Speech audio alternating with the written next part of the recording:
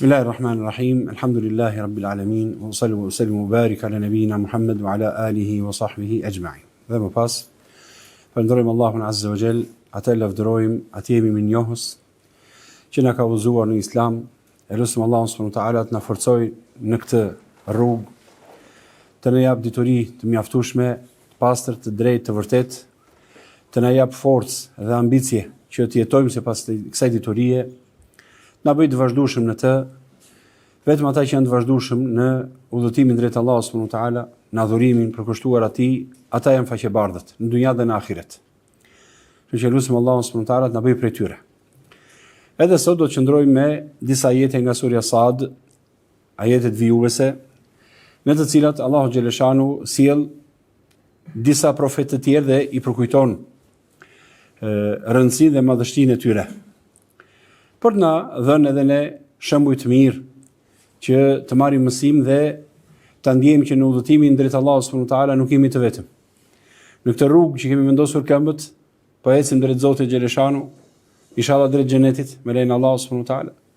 Në këtë rrugë kanë ecur të tjerë të nderuar, profetë të zgjedhur nga Zoti xhaleshanu. Pra nuk jemi udhëtar të vetëm në këtë rrugë. Kanë kaluar para nesh shumë të tjerë. Kështu që elhamdulillah ta ndjejmë veten të privilegjuar që na ka vendosur Zoti subhanahu wa taala në këtë rrugë. Dhe të rikujtojmë her pas here historitë e profetëve, sepse në këtë kujtim dhe rikujtim ka hajër, ka mirësi të madhe. Thot Allahu xhaleshanu: "Wadhkur ibadana Ibrahima wa Ishaqa wa Yaqub, ulil aidi wal absar." Pra kujto robërit tan Ibrahimin, Ishakun dhe Jakubin, ata ishin të fortë dhe të ditur.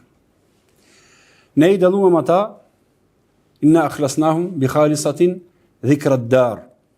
Ne i dalluam ata, thot Allahu xhaleshanu, me një virtyt të veçantë, të kujtonin gjithmonë botën tjetër, jetën tjetër. I veçuam ata me këtë virtyt. Do të qëndrojmë për secilin nga këto inshallah, sepse ka rëndësi të marrim si shembull këta të zgjedhur. Dhe vijon Allahu subhanahu wa taala thot, nuk ka dyshim se ata ishin tek ne prej të zgjedhurve më të mirë. Kujto Ismailin, Eliasan dhe Dhulkifl, që të gjithë ishin prej të zgjedhurve. Këto ishin ajetet që do të qëndrojmë sot inshallah, nus Allahu subhanahu wa taala të na jap bereqet në kohë dhe në fjalë. Dhe inshallah përfitojmë nga ajo që themi dhe ajo që dëgjojmë. Allahu i lartësuar na tregon rreth vlerave, mirësive dhe virtyteve të adhuruesve të tij të sinqertë, këtyre profetëve të zgjedhur. Ai thot, kujto adhuruesit tan, Ibrahimin, Ishakun dhe Jakubin. Ata ishin të fortë dhe të ditur.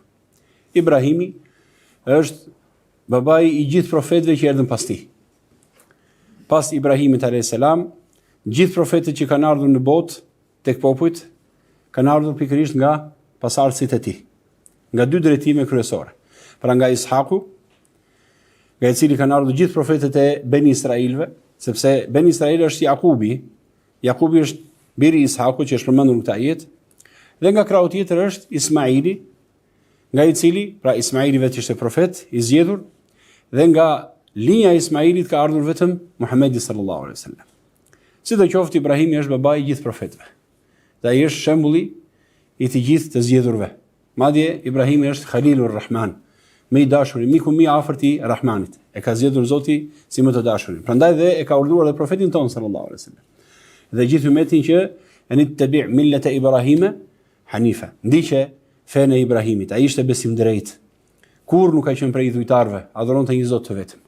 Ati ishte dorëzuar me adhurime, me përkushtime. Kujto me lëvdata, pra shpjegimi i ajetit, kujto me lëvdata dhe respekt adhuruesit e sinqertë dhe të përkushtuar ndaj nesh, thot Allahu xhaleshanu. Ibrahimin, të dashurin e Allahut, Ishakun, ishte biri, djali i Ibrahimit nga Sara, dhe Jakubin, nipin e tij, i cili ishte djali, pra Jakubi ka qenë djali i Ishakut. Këta i quajti Allahu subhanahu wa taala uli aidin, të zellshëm dhe plot gjallëri në adhurimet që bënin. Do qëndrojmë inshallah te kjo cilësi, se na intereson që edhe ne inshallah të jemi të tillë. Elus Allahu na bëj prej tyre. Pra Allahu xhaleshanu i quajti uli aidi wal absar, të zellshëm plot gjallëri në adhurimet që bënin. Ata ishin edhe të ditur dhe të urtë në fenë e Allahut.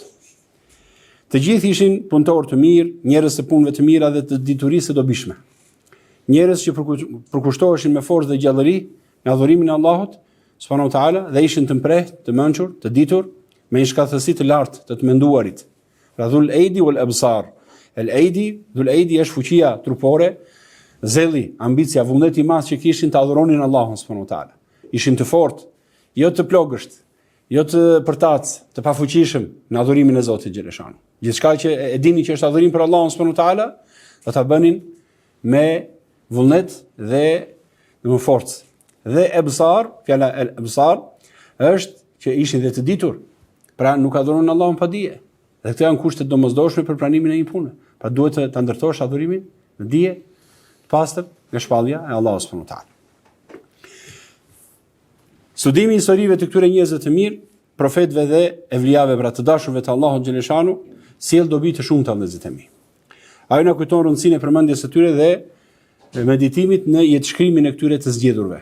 Kemi thënë shumë herë gjatë kësaj sureje, sepse kjo sure përmend shumë nga profetët. Pra, e theksoj përsëri, leximi i historisë së profetëve dhe njerëzve të mirë është nga dobit më të mëdha që mund të përfitojë njeriu, sepse i merr si shembull. Këta janë edhe njerëz që thash në fillim të këtij mësimi, këta ishin udhëtarët e parë. Dhe ti i merr si shembull në udhëtimin tënd tashmë drejt Allahut xhaleshanu. Gjithashtu, shembulli i tyre na motivon të ndjekim gjurmën e tyre në adhurim. Vetë Allahu i madhëruar i përshkroi profetët e vet si adhurues të sinqertë dhe të përkushtuar. Ibadana, adhuruesi tan, adhurues të Allahut xhaleshanu. Pra një cilësim që tregon sa i rëndësishëm është adhurimi, ibadeti në jetën e njeriu. Pra kur e lëvdon Allahu xhaleshanu një cilësi, dije se ajo është cilësi e vyer. Besimtari duhet soliset me të. Të gjejë çdo rrugë, çdo mënyrë që të mund të soliset me të. Pra do të kthyer në qëllimin vetvete. Ajo që ka lavdëruar Allahu xhaleshanu. Në këtë rast çfarë lavdëroi tek ata? Faktin që ishin adhurues. Ibadeti, adhurimi për Allahun subhanahu wa taala. Më të nderuarit tek Zoti u lavdëruan pikërisht si adhurues të Allahut xhaleshanu. Dhe kjo është grada më e lartë që mund të arrijë njeriu. Siç ka thënë Ibn Qayyim Allahu mëshiroft, mjafton për nderin tënd fakti që ti je robi i atij, i Allahut xhaleshanu. Dhe mjafton për krenarinë tënde që ai është Zoti yt.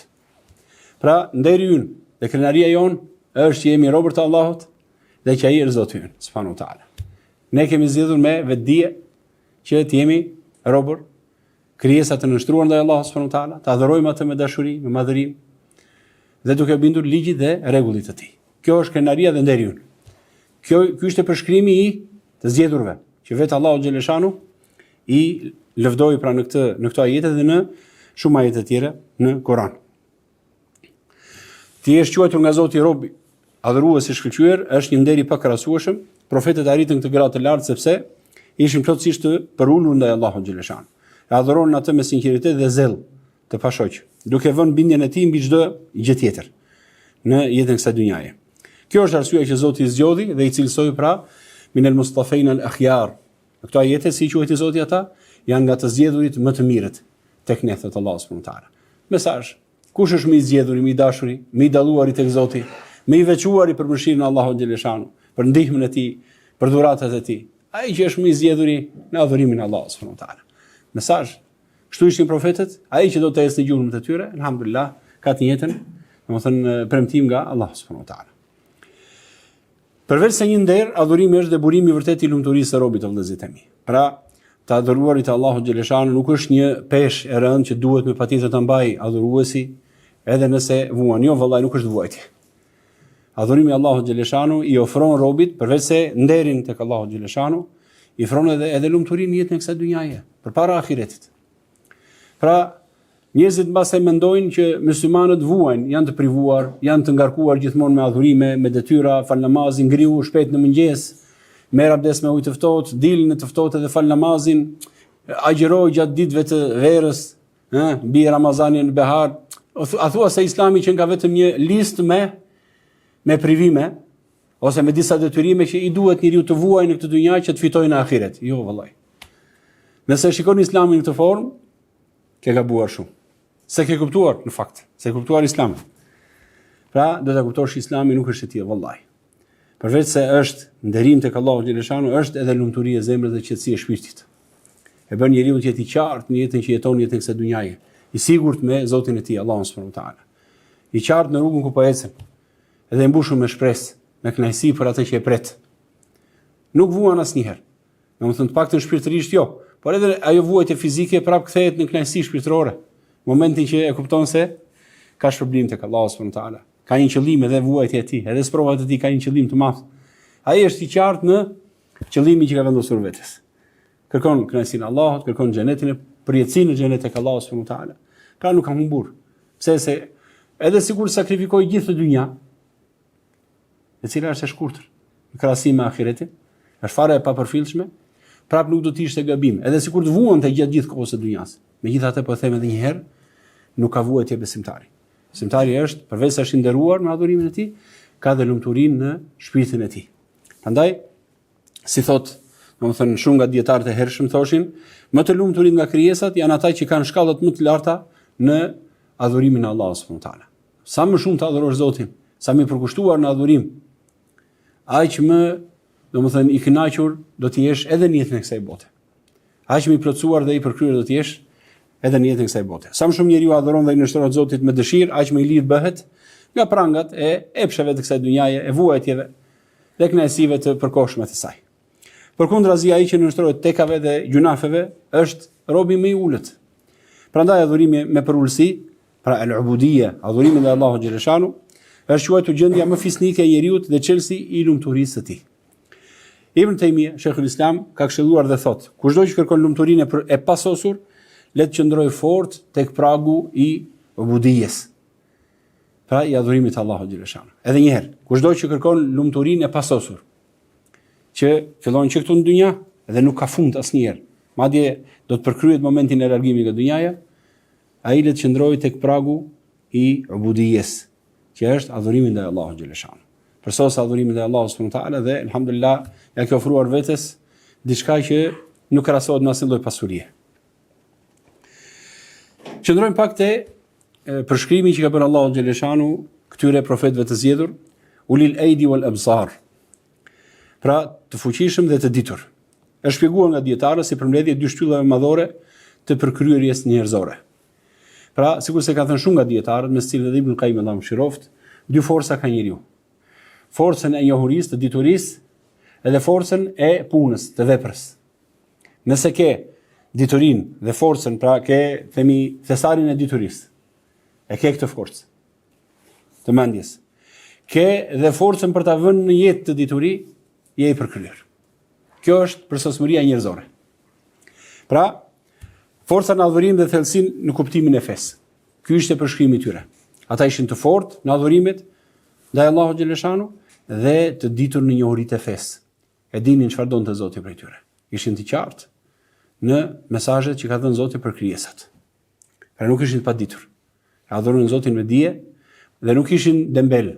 Ata që dinin e bënin, nuk e linin. Pra ishin të ruajtur edhe nga grupi që Zoti i mallkoi, si puna e jehudëve me shok, që e dinin të vërtetën, po nuk vepruan dhe jetuan sipas saj, dhe as nga të humbur si punë e krishterëve që janë dalin të humbur, të cilët mund të adhurojnë Zotin ose i përkushtojnë adhurime, por i përkushtojnë pa adhurime pa dije, pa argument nga Zoti subhanahu wa taala.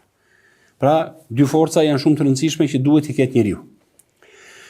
Si sqaron Ibn Abbasi, ulil aidi do thot shumë të fortë në adhurim, me qëndrueshmëri, sakrificë dhe përkushtim të vazhdueshëm ndaj Allahut. Pra ishin të vazhdueshëm në përkushtime dhe adhurimin. Nuk adhuronin Zotin pak dhe pastaj sa u lodhëm, le të argëtohemi pak. Jo, ishin të vazhdueshëm në adhurim. Ata me sa duket, subhanallah, u kishte mbushur zemra dashuria për Allahun xhaleshanu. Nuk kishte vend në to, domethënë për pjesë të tjera. Siç do vijë dhe më poshtë, kur thotë që i veçua me një veçori, që ata kujtonin gjithmonë ahiretin. Do të vijë më poshtë inshallah. Ndërsa ulil absar, thot Ibn Abbasi, nuk kupton largpamësi dhe kuptim të thellë të fesë, aftësi për të dalluar të vërtetën, për të kuptuar synimet e shpalljes dhe për të vepruar me urtësi. Dietarë të tjerë klasik, pra të vjetër, selefëve, e kanë përmbledhur këtë domethënie duke thënë, ata u pajisën me fuqinë e adhurim dhe kuptim të thellë dhe urtësi në fenë e Allahut subhanahu wa taala. Në këtë mënyrë profetët i përdorën fuqinë e tyre për bindje dhe vepra të mira, ndërsa sytë e zemrës e bësar, se bësar do thot vështrim. Pra e bësar janë sytë e zemrës, dituria që është mbushur zemra me të. Sytë e zemrës për të parë udhëzimin dhe për të kuptuar rrugën e drejtë të Allahut xhaleshanu. Ata nuk u lodhën në bindje dhe nuk u verbuan në kuptimin e drejtë të fesë. Ishin të vëmendshëm, të kujdesshëm, të sinqert dhe punëtor, të nënshtruar, të vazhdueshëm në adhurimet e tyre. Si mund të realizojë njeriu këto dy cilësi? Pra forcën e diturisë edhe forcën e të mund të kultivojë në veten e tij. Disa pika kanë përmendur dietarët, nëse Allahu subhanahu wa taala na ndihmoj. E para, duke forcuar adhurimin me qëndrueshmëri.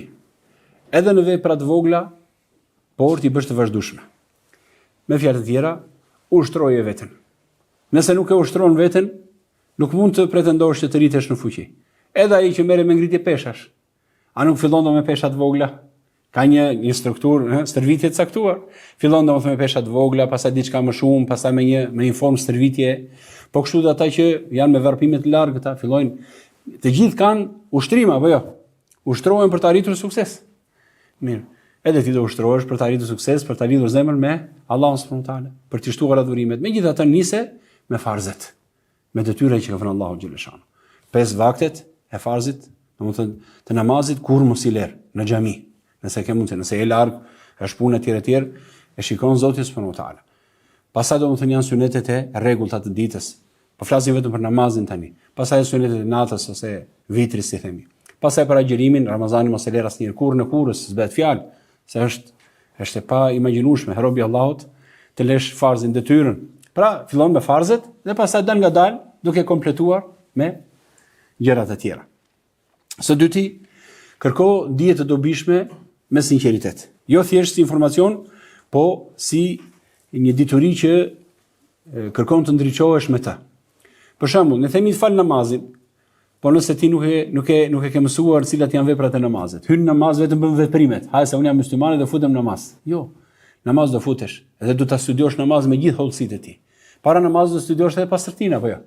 Si merret abdesi, si merret gusuli, kushtet e futjes në namaz, duhet të jetë edhe pastërtia e trupit, edhe pastërtia e rrobave, që edhe njerëzit, domethënë themi largimi nga errat e rënduara të cilat mund t'i dëmtojnë muslimanët, qoftë era e gojës apo era e veshjes apo e këmbëve, apo janë gjitha këto janë dituri që merren nga profeti sallallahu alajhi wasallam, janë nga Zoti xhaleshano. I ka shtjelluar të hollësisht profeti sallallahu alajhi wasallam. Nuk ka kuptim njeriu domethënë të ketë kalojnë vite në namaz ose themi në xhami dhe ai akoma nuk e di si falet namazi rregullisht. Kush janë cilat janë fjalët që thuhen gjatë namazit, kush janë shtyllat e namazit, vaxhibatet.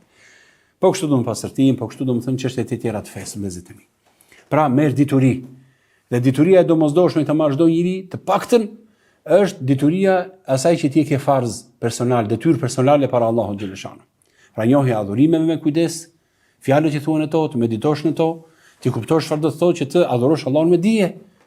Si mund të arrish ti jesh për këtyre nëse ti as merr pjesë as në mezhliset e diturisë? As dëgjon mësime të cilat mund të jenë, alhamdulillah, dhe sot ka, sidomos sot është e mundur njeriu të klikoj, domethënë, dhe mund të gjejë mësime gjithandej. Po sigurohu fillimisht që të gjesh njerëz të kompetent, domethënë, dhe të saktë në dijen që japin. Pra edhe një herë kërko dije të dobishme. Bashkuar me dijen duhet të jetë dhe vepra. Pra merre dijen dhe fillo të veprosh me atë që mësove.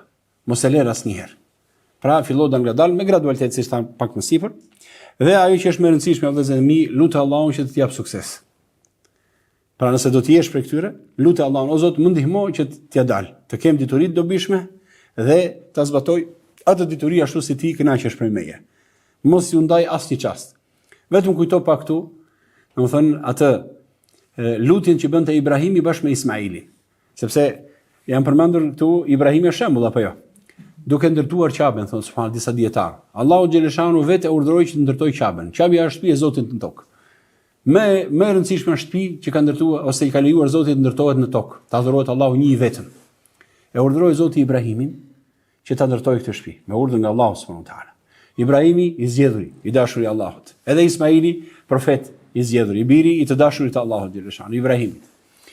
Përfituron të dy këta profet, si na tregon Allahu në Kur'an, në surën Bakara, وإذ يرفع إبراهيم القواعد من البيت ربنا تقبل منا إنك أنت السميع العليم. Duke marrë gur, duke vendosur që ndërtoj Qaben, Ismaili merrte dhe ja jepte taatit Ibrahimit dhe Ibrahimi vendoste gur pas guri. Dhe duke ndërtuar që të dy çfarë thoshin, Rabbana taqabbal minna, o Zot pranoj për nesh. O Zot pranoj për nesh. Edhe thuhet subhanallahu në çdo gur që vendosnin, Ibrahimi thashtë, o Zot, pranoje për nesh. Shlutje, edukat. Ti nuk mund të adhurosh Allahun xhaleshanu nëse nuk ta bën të mundur Zoti. Atëherë, kërkoj Allahut edhe diturinë që të duhet, dhe ti do japësh dhe ti atë maksimumin tënd, por se kërkoj Allahut, më hap zemrën o Zot. Ma mund sot kërkoj dituri. Edhe ti jep Zoti forcë ta kërkosh dituri. O Zot, tani e mora, më ndihmo ta zbatoj atë. Kujtoj Ibrahimin. O Zot, pranoje për nesh. Taqabbal minna innaka antas samiul alim. Dhe pastaj do të prap, wa arina manasikana. Na trego ritet tona o Zoti i Madh. Arina manasikana. Na trego si ti bëjmë ritet ndaj teje. Ibrahimi bashkë me Ismailin kërkonin që o Zot na i shpjegoj si ti bëjmë ritet ndaj teje, si të ta adhurojmë ty. Edhe thuhet që Allah subhanahu wa taala dërgoi Xhibrilin ja tregoi ritet e haxhit. Dhe në gjithë ritet e haxhit ja tregoi fille përpe të gjitha. Dhe përveç tyre normalisht dhe ritet e tjera. Pra, kërkoj Allahun xhaleshano. Po se dha Zoti sukses, nuk jarin dot. Pra kjo është mënyra që alhamdulillah të jesh në gjurmën e këtyre të zgjedhurve, që edhe një herë përsëris kishin forcë në adhurim dhe dije, domethënë nga feja Allahu subhanahu wa taala. Dëgjoni tani përshkrimin tjetër që bën Allahu subhanahu wa taala. Ne i dalluam ata me një virtyt veçantë, inna akhlasnahum khalisatan dhikra ad-dar. Domethënë me një virtyt veçantë. Të kujtonin gjithmonë botën tjetër. Kjo ishte e veçanta që kishte hedhur Zoti në zemrat e tyre. Pra, kjo tregon që nëse Allahu xhaleshanu ka hedhur në zemrën tënde merakun, frikën për jetën tjetër. Pra, merakun në se të jetë vazhdimësia ose jeta ime në pas largimin nga kjo dynja, kjo tregon se të ka dashur hajrin. Sepse Allahu xhaleshanu ka dalluar me këtë lloj ndjenje të fortë në shpirt, ka dalluar profetët e tij. Ne i dalluam ata me një virtyt veçantë. Të kujtonin gjithmonë botën tjetër. Pra ahiretin. Ahireti fillon në momentin e vdekjes. Vdiq njeriu, e dorëzoi shpirtin Allahu subhanahu wa taala, filloi ahireti për ta. Ne i bëmë ata që të përkushtoheshin për ahiretin, thon në shpjegimin e ajetit dietarë, duke mos patur synim tjetër kryesor veç ti. Ata i ftonin njerëzit që të punonin me përkushtim për të fituar lumturinë në ahiret. Për këto vepra të mira, shpërblimi i tyre ishte xheneti. Imam Ibn Kathiri thotë: ne i dalluam dhe pajisëm ata me një cilësi jashtëzakonisht të rëndësishme. Të kujtonin gjithmonë botën tjetër. Pra, gjithmonë në zemër ta kishin këtë kujtim. Ne i bëm që të kenë gjithmonë të gjallë besimin në jetën tjetër në ahiret. Kjo do t'i shtynte që kohën më të çmuar dhe në gjithë më të mira t'i kalonin vetëse në punë të mira, thotë Ibn Kathiri. Allah më shiroft. Që do të ngrinin gradat e tyre tek Zoti dhe do të sillnin shpëtim dhe shpërblim të madh në jetën tjetër. Mbikëqyrja e Zotit i shoqëronte vazhdimisht. Pra ata gjithmonë ndjenin mbikëqyrjen e Allahut xhaleshanu. Krijuesi. Kjo është grada më e lartë e imanit, ihsani. Pra ihsani çfarë është? Ta adhurosh Allahun sikur do ta bëja po ta shihje. Sepse edhe nëse nuk e sheh në këtë dynja, je i bindur që ai të sheh. Pra nëse në çdo moment e ndjen që Allahu po të shikon, ja kështu ishte gjendja e tyre. Gjithmonë ndjenin mbikëqyrjen e Allahut xhaleshanu. Ai bëri ata njerëzit më të përmendur dhe më të lavdëruar në botë. Çdo kush që merr përvojë dhe ndriçohet nga historia e tyre, padyshim që duke nxjerrë mësime, alhamdulillah, edhe ai do të ketë hajër nëse zbaton rrugën e tyre. Ky zell vëllezër të mi boronte nga besimi i tyre e patundur dhe përkushtimi vetëm për ahiretin. Asnjë çast nuk kishin, domethënë, dyshim në informacionet që vijnë nga Zoti xhaleshanu, se çfarë do ndodh me njeriu. Madje në fakt, çfarë do ndodh me njeriu që në momentin kur dorëzon shpirtin, largohet nga kjo dynja, nga kjo jetë, dhe në përjetësi, ky është informacion që nuk mund ta marrësh dot nga askush, përveç se nga shpallja. Pra, çfarë ka thënë Zoti? Çfarë kanë thënë profetët? Çfarë kanë thënë shpalljet e Zotit? Sepse ndryshe çdo lloj filozofie, çdo lloj hamendësie nuk ka asnjë lloj vlere. Prandaj në momentin që besimtari e studion hollësisht që në momentin e vdekjes dhe deri në përjetësi, cila është përfundimi i njerëzve, xheneti dhe xhehenemi. Pra të gjitha fazat në cilat do të kalojnë. Këto janë çështje që duhet të dihen vëllezërit e mi. Ka libra që janë shkruar nga dietarët, duke marrë ajetet kuranore, hadithet e profetit sallallahu alaihi wasallam, madje edhe në shqip ka libra të përkthyer. Vdekja, kiameti i vogël, ose ahireti, ose besimi në ahiretin, ka libra të përkthyer në shqip, elhamdulillah, shumë të dobishëm. Njeriu t'i marrë dhe t'i lexojë ato vazhdimisht. Madje nuk do gaboja nëse do porosisja që E mbarove se lexuari gjithë fazat që nga momenti i vdekjes në këto libra, si shtjellohen, e mbarove se lexuari, ktheju prap. E mbarove se lexuari, ktheju prap. Nuk është gabim absolutisht. Sepse i gjithë Kurani, po ta shikosh, i gjithë Kurani flet për pikërisht për këtë çështje, për besimin në ahiretin, dhe hollësitë e këtij besimi. Pra edhe një herë, kjo është, domethënë shumë e rëndësishme që ta kuptojmë, sepse është nxitësia kryesore që bën njeriu që të përgatitet për jetën tjetër. Mujahidi komenton, ne i bëm ata që të synonin ahiretin dhe për asgjë tjetër nuk shqetësoheshin, subhanallahu, se të Mujahidi. Ata shqetësoheshin vetëm për ahiretin. E morën vesh ahiretin, që në momentin e vdekjes e andej. Për asgjë tjetër nuk shqetësoheshin. Nuk kishin dert ata, kush do të jap rrezikun, se dini rreziku është dorë të Allahut, ata punonin me djersën e ballit. Mendoni Daudin alayhis salam, kujtoni që punonte me dorën e tij, ose shumë të tjerë. Pra megjithatë nuk kishin merak dynjan. Meraku i tyre ishte ahireti, sipas fjalës së Mujahidit. Gjithashtu, Malik ibn Dinar thot, Allahu e hoqi dashurinë e kësaj bote nga zemrat e tyre dhe i bëri të veçantë me përmendjen e ahiretit. Pra nuk kishim interes në jetën e kësaj dynjaje. Shiko profetin ton sallallahu alaihi wasallam. Pasuria nuk i qëndronte në dorë atij, domethënë që të mbante aq më pak në shtëpi, që ta mbante në shtëpi e ta ruante. Nëse kalonin 3 ditë, nëse kalonin 3 ditë nuk duhet të vazhdonte të qëndronte brenda në shtëpinë e tij. Siç doli një jetë duke nxituar, iku shpejt nga sahabët dhe u kthye. Pse nxitove dërguari Allahut, u largua nga mexhlisi. U kujtova që kisha lënë në shtëpi, kisha kohë, domethënë që kishin mbetur diçka pa shpërndar për pasurisë. La ilaha illallah.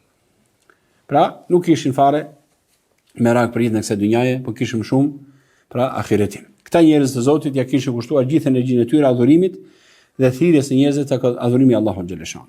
Sepse dini se lumturia vërtet është te takimi me të në botën tjetër. Ata ishin të fortë fizikisht dhe shpirtërisht në ibadet, duke duruar sprova të mëdha pa u lëkundur nga bindja dhe njëkohësisht ishin të ditur dhe të urtë. Kuptonin fen dhe nuk e adhuronin Allahun verbërisht, por me dije dhe me vetdije të thellë. Ky është modeli që ne duhet të ndjekim, të forcojmë veten në zbatimin e fesë, ndërkohë që thellojmë dijen dhe vizionin ton në fen Allah subhanahu wa taala. Edhe Muhamedi sallallahu alaihi wasallam e ka lavdëruar për këtë prirje për të adhuruar Zotin dhe për të qenë i përkushtuar në adhurime. Kujtoni atë hadithin ku profeti sallallahu alaihi wasallam thotë përmend ato 7 kategoritë që do të jenë në hijen e arshit të Allahut ditën e gjykimit. Atë ditë që s'ka hije tjetër veç kësaj hije. Pra ata që janë hije janë në freski dhe janë të ruajtur. Një nga ato kategori thotë rajul shabun, do një djalosh i cili domethënë u rit në bindje ndaj Allahut. Pra e kaloi rininë e tij duke adhuruar Zotin. Pra nëse që në moshë të vogël tashmë ka dhënë Zoti mundësinë që shkon në xhami, e adhuron Allahun, i fal namazet, e mbush ditën tënde me adhurime, kjo është mirësi e madhe. Pse se do të jenë në hijen e arshit të Allahut subhanahu wa taala. Pra shumë rëndësi ka për kushtimi për ahiretin. Dhe në fakt njeriu, nëse njeriu gjatë rinisë së tij përkushtohet në adhurime dhe e brymoz veten e tij me dashuri për Allahun subhanahu wa taala, përgatitje për jetën tjetër, elhamdulillah i nderuar do të jetë gjatë gjithë jetës së tij. Dhe në pleqëri do të jetë i nderuar padyshim dhe domethënë i ndihmuar nga Zoti subhanahu wa taala. Siç thonë domethënë, është thënë zakonisht kush e kalon rinin në adhurim, Allah do t'i jap madhështinë në pleqërinë e tij. Edhe forcë, edhe nderim. Do të jetë i nderuar për sa kohë do të jetojë në jetën e kësaj dynjaje. Dhe do i largohet elhamdulillah faqebardh. Do t'i jap mundësi Allahu subhanahu wa taala ta mbush jetën me hajër dhe adhurime të shumta. Edhe zelli i selefëve të mirë që e kuptuan këtë fakt, domethënë ishte shumë i lartë. Kujtoni këtu, shkurtimisht pas sjell disa shembuj, siç ishte Ebu Rejhan kur u kthye pas një lufte me profetin sallallahu alaihi wasallam, u kthye në shtëpinë e tij dhe subhanallahu shkoi në shtëpinë e tij dhe direkt hyri në namaz. Hyri pas jasie dhe doli për sabah. Subhanallahu. Do të falë namaz. Edhe kur i thot e shoqja pse e lodh veten kaq shumë, sa u ktheve nga udhëtimi, ishte futur në namaz, çfarë tha? Gjatë gjithë kohës po mendoja për kënaqësitë e xhenetit dhe për shkrimin e tij. Derisa dëgjova ezanin e sabahut. Futen në namaz duke lexuar Kur'an, duke kënduar ato sure që përmenden shpërblimi i xhenetlive, jeta e përkryer, domethënë përjetësia afër Allahut subhanahu wa taala, pa asnjë mungesë, duke adhuruar Zotin, duke medituar në ajetet kuranore, vetëm me ezanin e sabahut e kujtoi, domethënë që tashmë e mbylli namazin e tij. Kjo ishte një shembull nga këta. Gjithashtu është për të përmendur fjala e Thabit el-Banani. thot, u mundova me namazin e natës për 20 vjet. Pra 20 vjet rresht jam munduar, domethënë jam përpjekur, kam ditë vështirësi në faljen e namazit të natës. Se nuk është e thjeshtë të bësh adhurues, pa do si shtam pak më sipër, vazhdimsi dhe një çik sakrificë. U mundova për 20 vjet thot, të fal namaz natë. Dhe thot, pastaj e shijova ëmbëlsinë e tij për 20 të tjera. Pas 20 vjetësh, domethënë 20 vitet që erdhën më pas, e shijonte në namazin e natës. Nuk kishte më mundësi domethënë të jetonte pa namaz natë. Namazin, në përflasin namazin e farzit është i mbyllur, kur them namaz natë, do thotë që namazin e farzit dhe gjithë të tjerat e ka mbyllur temën. Namazi i natës është takim mes robit dhe Allahut subhanahu wa taala. Që Allahu ja jep mundësi vetëm atij që e ka zgjedhur. Elus Allah mos na privojë subhanahu wa taala. Kjo do thotë që në fillim natyra e njeriu të refuzon lodhjen dhe duhet disiplinuar me forcë pak. Por pas viteve të qëndrueshmërisë, adhurimi kthehet në kënaqësi më të madhe. Nuk është e thënë të presim 20 vjet, do thuash mbasi Allahu ta jep kënaqësinë më shpejt inshallah. Pra alhamdulillah, selefët nuk arritën zellin brenda natës, ë? Ata luftuan me veten, me durim derisa ibadeti u bë pjesë e shpirtit të tyre inshallah. Imam Shafiu gjithashtu tregohet domethënë për adhurimin e tij, një nga nxënësit e tij tregon dhe thotë, kalova shumë net në shtëpinë e Imam Shafiut thotë. Dhe ai falej 1/3 e natës. Ai nuk e kalonte asnjë leximin e 50 ajeteve në namaz natë. Vetëm 50 ajete nuk e shtonte më shumë thoshte. Nxënësi i tij, që e vërente namazin e Imam Shafiut. Pse nuk kalonte 50 ajete? Sepse sa herë kalonte në një varg ku përmendej mëshira e Allahut, ai do më lutej për mëshirë. Pra nëse ai bashkëpunonte me ose bashkëjetonte me ajetet kuranore, lexonte ajetin ku flitet për mëshirën e Allahut, thotë o Zot na mëshiro mëshirën tënde. Përmendin ajetet e xhenetit, thotë o Zot na fut në xhenetin tënd. Mos na privon nga këto mirësi dhe kjo zgjedhje jote. Përmend ajetet e zjarrit, o Zot na ruaj nga ndëshkimi i zjarrit. Mos na bëj nga ata që bëjnë gjunafe. Ai domethënë këndonte ajetet dhe lutej. Dhe kjo është sunet, një sunet i braktisur tashmë, Allahu mstan. Përveç atyre që Zoti ka mëshiruar. Profeti sallallahu alajhi wasallam kur lexonte ajetet e tilla, domethënë reflektonte me ajetet dhe bënte lutje. Edhe gjatë këndimit, gjatë namazit, pra me heshtje, ai lutej në të formë. Nëse lutem as në sejdë, Allahu mstan. Si do lutesh kur nuk mediton, as nuk di çfarë thuhet në librin e Allahut subhanahu wa taala. Elus Allah na mëshiroj. Kjo tregon jo vetëm për kushtimin e tij që falesh donat, por edhe thellësinë e kuptimit dhe diturisë që tham pak më sipër. Pra ishte i ditur. Shumë i thellë në dituri. Ditullim fetare, prandaj dhe meditonte, alhamdulillah. Edhe dietar të tjerë të hershëm, Sulejman at-Taymi bashkë me të birin përmendën se falën namaz tër natën dhe vetëm një abdes që nga yacia deri për sabah. Subhanallah. Pra nata kalonte gjithë në namaz me një abdes falën namaz natë, gjatë gjithë natës. Faleshin dhe luteshin Allah subhanahu wa taala. Njerëz që jetonin për ahiretin. Do thosh po kur flinin gjumë, e gjenin kohën ata. Mund flej gjatë ditës, punon çik para dite, mund flej nga mezi ditës, ta jep Zoti me pak fjalë. Mos kujto se edhe ata do punonin, kishin përgjegjësi nga dynjaja e tyre, por alhamdulillah e kishin ndar, domethënë rëndësitë ata dhe prioritetet. Kështu të rinë dhe pleqë vëllezërit e mi nga brezat e parë e morën adhurimin shumë seriozisht. Disa ndanin natën me familjen për të siguruar që në çdo orë në shtëpinë e tyre të ishte dikush duke u falur, si Daudi alayhis salam. Pra nëse nga fillimi i natës ngrihej dhe falej tazem babai, pastaj nga kjo orë në këtë orën tjetër falej nana, pastaj ngriheshin fëmijët nga kjo orë në këtë orë që gjithë natën në familjen e tyre të kishte dikush që ngrihej dhe adhuronte Allahun subhanuhu teala. Këndonte Kur'an, bënte dhikr, adhuronte Zotin, bënte lutje, familje hajër, familje që të ketë mirësi. Edhe ka mbarësi kjo familje. Si do ketë mbarësi në familjet tona? Allahu mstan. Pa qëndrueshmëri. Njerëz që adhurimin e kemi pesh, e kemi si vargojnë të rënd që ti mbarojnë shpejt e shpejt t'ia heqim. Atëherë çfarë presim ne domethënë? Hajër, Allahu mstan. Lutja Allahun na përmirësoj. Për ta mbyllur vëllezërit e mi, si të arrijm forcën dhe zellin në adhurim. Pra që njeriu të ketë zell në adhurim. Së pari, duhet të kuptojmë drejt qëllimin e adhurimit. Nuk bëhet fjalë për rituale të thata, por për të arritur gjendjen e ubudijes për adhurimin te Allahu xhaleshanu. Pra, për ulësisë së plot, dashurisë dhe nënshtrimin ndaj Allahut xhaleshanu. Kur e dim se për kë jemi krijuar dhe se nderi ynë më i madh është jemi adhurues të Allahut xhaleshanu, atëherë zemra fillon ta dojë adhurimin dhe ta shikojë si privilegj, jo si rëndesë. Dhe i jep pasaj me përkushtim i jepet i gjithi.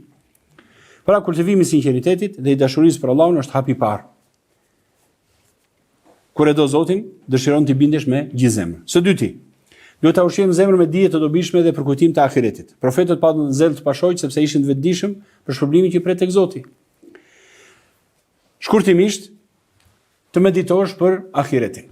Edhe një herë e përmenda pak më sipër, të lexosh libra që flasin për gjithçka që lidhet me ahiretin. Që në momentin e vdekjes edhe një herë përsëris deri ringjallje, xhenet, xhehenem. Dhe janë faza të shumta që kalon njeriu.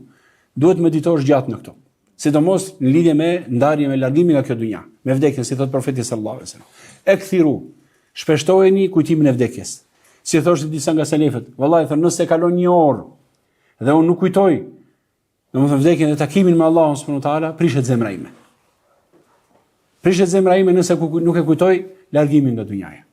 Pra, tashi nuk duhet të keq kuptohet robi. Thonë po mirë, vetëm për të vdekjen do gjithë jetën, domethënë njerëz muslimanë jeton gjithë jetën duke kujtuar vetëm vdekjen, largimin nga dynjaja. Vallahi kjo zbukuron jetën, subhanallahu. Jo se muslimani nuk kënaqet me jetën, padyshim do kënaqet me jetën, me halallin e Zotit subhanahu wa taala. Por qëllimi primar i muslimanit nuk është mendje lehtë muslimani dhe muslimania. Ose themi nuk duhet jetë mendje lehtë. Por duhet që ti peshoj gjërat ashtu si duhet. Kënaqur me Allahun e Zotit, mos e hep veten që të mashtrohesh. Para dhe njerë, meditim dhe leximi i vazhdueshëm i këtyre informacioneve që të lidhin me ahiretin. Së treti, është ajo që përmenda pak më sipër, largohet zemrën nga tepricat e kësaj bote dhe nga gjunafet që e plagështojnë ata. Pra nëse i përkushtohesh shumë dynjas dhe heq vëmendjen nga largimi nga ahireti, nga jeta tjetër, po e preokupove me dynjan, normal do rëndohesh. Do t'i jepësh sa dynjaja e kënaqësive të saj, madje do mashtrohesh dhe do t'i kërkosh ato, se ti njeri je. Premishje për gjaku je. Në momentin që infektohesh me tilla dëshira, normal që do të zbehet dashuria për ahiretin. Prandaj thon dietarët, një zemër e lidhur fort pas kënaqësive materiale e ka të vështirë gjej shije në adhurim. Profetët e devotshëm i larguan zemra nga dynjaja, jo se praktikën jetën, por nuk e lejuan pasurinë dhe qejfet e tepruara të robrojnë shpirtin. Ti jetosh vetëm për të shijuar, domethënë qejfet e kësaj dynjaje. Domethënë punon që domethënë si kali, vetëm të kënaqemi, të kalojmë ca pushime të gëzuara. Punon thjesht vetëm për të kënaqur qefet e kësaj dynjaje, çfarë ke humbe jetën, duke fituar riskun, ose duke fituar domethënë atë pasuri të shumë, edhe i harxove thjesht me kënaqësi të kësaj bote. Ku do rifitimin të mes? Pra do të njeriu mos e teprojë pra, të largojë veten nga tepricat e kësaj bote. Mundohu ta praktikosh thjeshtësinë dhe kujdesin që zemra jote të mos lidhet pas harameve dhe shpërqendrimeve. Kur njeriu e pakson varësinë nga dynjaja, zbraz vend në zemër për dashurinë për Allahun xhaleshanu dhe për adhurimin. Së katërti, këmbgul me durim dhe mos u dorëzo në fillim. Zellë nuk vjen menjëherë. Në fillim, adhurimi mund duket i vështirë për veten, për trupin, për zemrën, për mendjen e njeriu, duket i vështirë, duket si, domethënë rëndes. Normal kështu është, se njeriu e kërkon rahatin, kërkon epshet, dëshirat, kënaqësitë e kësaj dynjaje. Pra mos u rënoqë në fillim, mos bjerë në fillim. Kujto thënën e Thabit el-Banani që tham pak më sipër, 20 vjet luftoi me veten për namazin e natës dhe pastaj 20 vjet e shijoi dhe u kënaq me të. Pra kujtoj që do një lloj sakrifice, mos u dekurajoj që në fillim. Nëse nuk e ndjen menjëherë përqendrimin ose kënaqësinë e adhurimit. Vazhdo me lutje, lexim Kur'anin, namaz natë, agjërim vullnetar dhe kur nefsit i duket e lodhshme. Një ditë do të vi kur po ato adhurime që domethënë do të ishin të vështira në fillim, do të bëhen burimi yt më i madh i qetësisë. Nuk do jetosh dot pa to. Kjo është fjalë e dietarëve, Allahu mustan. E themi në formë teorike, po Allahu mustan nuk e di se kur do ta ndjejmë, domethënë vërtet personalisht. Elus Allahu na ndihmoj, subhanahu wa taala. Allah na lehtësoft dhe na ndihmoj. Allahu e sheh mundin dhe sinqeritetin tënd dhe padyshim do ta hap zemrën, Allahu subhanahu wa taala. Sigurisht është thënë, kush troket në derë, nëse vazhdimisht vazhdon të trokasësh, do hapet një ditë. Dhe sidomos u bë fjalë për portën e Allahut subhanahu wa taala, e cila alhamdulillah gjithmonë hapet për robën e tij. Së pesti, shoqëro me njerëz të devotshëm dhe lexo rreth jetës së tyre.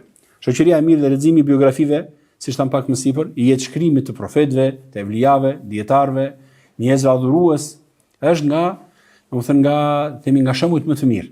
Mjafton të shikosh disa shembuj që ata i bënin, se si bën adhurim ndaj Allahut, si ishin asket ndaj dynjas, se si e jetuan jetën kësaj dynjaje, domethënë asketet pa nevojshëm për të. Nëse lexon këto histori, vazhdimisht, elhamdulillah, zemra mbushet, duke filluar rreth sahabëve, tabeinëve, dietarëve të zellshëm, të vonshëm që japin modele praktike. Ata ishin njerëz si ne, por ja dolën me sukses. Se thotë dikush, hajde se profetët ishin profetë të zgjedhur. Po edhe njerëz të thjesht, pas profetëve e kanë pasur pra këtë prirje këtë, e ndoqën këtë rrugë dhe u dalluan. Së fundi, lutu Allahut vazhdimisht për ndihmë dhe qëndrueshmëri. Zellë dhe forca shpirtërore në fakt janë dhurat prej Allahut xhaleshan.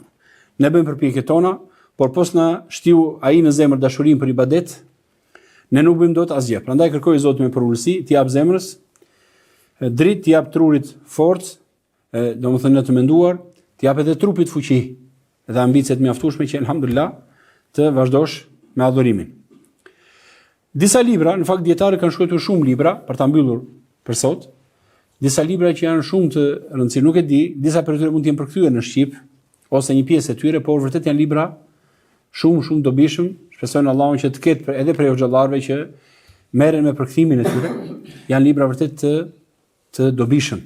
Ndërto për shembull është Hilyatul Awliya, që është Ebu Nuaim al-Asbahani. Ky është një libër monumental, subhanallahu, 10 vëllime me biografinë e gati 700 njerëzve të devotshëm, subhanallahu. 700 burra dhe gra të devotshëm janë përmendur në këtë libër, që nga sahabët deri tek zahidët e mëvonshëm, domethënë të shekujve që erdhën më pas, të njohur për asketizmin dhe adhurimin e tyre. Ky libër përmbledh thënie dhe ngjarje frymëzuese të evlijave për këtyre njerëzve të zgjedhur inshallah tek Zoti xhaleshanu, duke treguar devocionin dhe urtësinë e tyre pra në adhurimin e Allahut xhaleshanu. Gjithashtu, Sifatu Safwa të Ibn al-Jauzi, edhe ky është një libër goxha i rëndësishëm, një përmbledhje me 2 vëllime.